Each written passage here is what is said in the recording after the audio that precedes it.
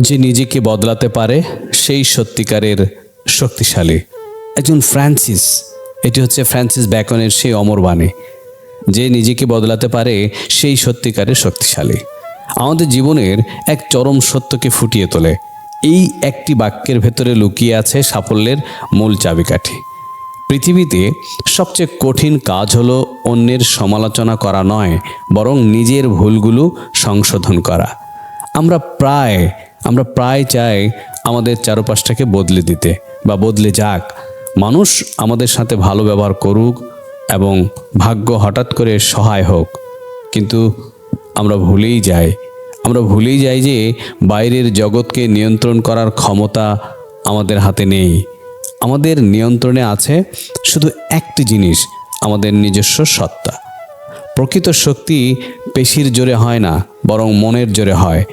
একজন মানুষ যখন তার পুরনো অভ্যাস, আলস্য এবং নেতিবাচক চিন্তাভাবনা ঝেড়ে ফেলে নিজেকে নতুনভাবে গড়ে তোলার সিদ্ধান্ত নেয়, তখনই তার প্রকৃত রূপান্তর ঘটে।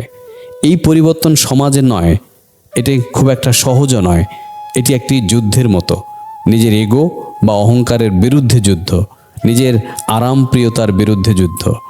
যিনি নিজেকে বদলাতে জানেন তিনি পরিস্থিতির দাস হন না, বরং পরিস্থিতির উপর আধিপত্য বিস্তার করেন।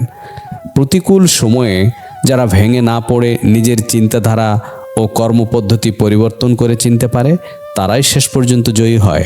মনে রাখবেন, নদীর স্রোত যেদিকে যায় মৃত মাছ সেদিকেই ভেসে যায়, কিন্তু জীবিত মাছ স্রোতের বিপরীতে লড়ে অন্যদিকে যায় এবং তারা লড়াই করার পথটাই বেছে নেয়।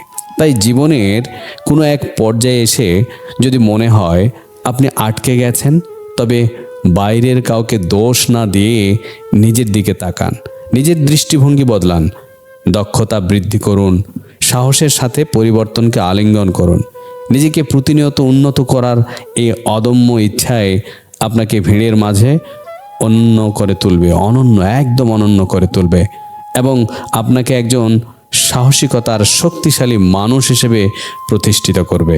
পরিবর্তনের এই শক্তি হোক আপনার জীবনের এগিয়ে যাওয়ার জ্বালানি।